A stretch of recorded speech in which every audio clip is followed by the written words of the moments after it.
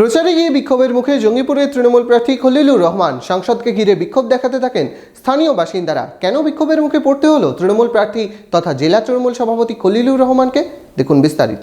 বহরমপুর শহরেই 4-স্টার deluxe premium hotel with luxury and comfort golden retreat. এখানেই জেলার একমাত্র ডিস্কোথেক, আছে রেস্টুরেন্ট, লাউঞ্জ বার, অত্যাধুনিক gym, spa, swimming pool, club মেম্বারশিপের সুযোগ। বহরমপুর শিল্প তালুকে গোল্ডেন রিট্রিট।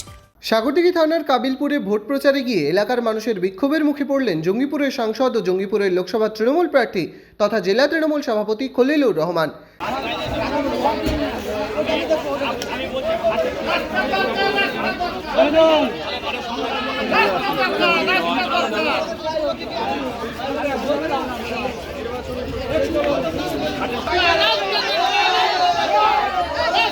স্থানীয় মানুষজন এলাকার যোগাযোগের রাস্তা নিয়ে তৃণমূল প্রার্থীকে ঘিরে বিক্ষোভ দেখাতে থাকেন।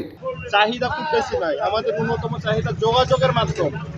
মেন যেটা মানুষের মাধ্যম যোগাযোগ, এক জায়গা থেকে আরেক জায়গায় যাওয়ার, সেই যোগাযোগটা কি মাধ্যমে আমাদের রাস্তাটা করে দেওয়া হোক। রাস্তাটা যদি সম্ভব হয়, রাস্তাটা হলেই আমাদের সমস্ত সমস্যার সমাধান হবে। খলিলুর রহমান সাহেব 5 বছরে 5 টাকারও কাজ করেনি কাবিলপুর অঞ্চলটাই। উন্নয়নই নাই, কোনো 5 টাকারও তো উন্নয়ন নাই, কোনো উন্নয়নই করেনি। তৃণমূল কর্মীরা কোনো ক্রমে ঘটনাস্থল থেকে তাকে বিক্ষোভকারীদের কাছ থেকে সরিয়ে নিয়ে যান। পরে খলিলুর রহমান সাংবাদিকদের বলেন, এলাকার মানুষের ক্ষোভ যথার্থ, ভোটের পর আমি এই রাস্তা করে দেব।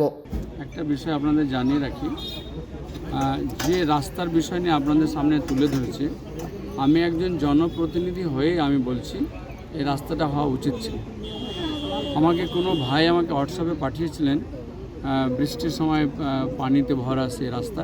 আমি দেখে আমি নিজেই একটু মর্মাহত হয়েছিলাম যে এটা আর হওয়া উচিত না, এটা রাস্তা হওয়া উচিত। আমি কাবিলপুরবাসীকে আমি কথা দিয়ে আসলাম যে ইলেকশন শেষ হওয়ার পরে আমার প্রথম কাজ হবে এই কাবিলপুরে রাস্তাটাকে করে দেওয়া।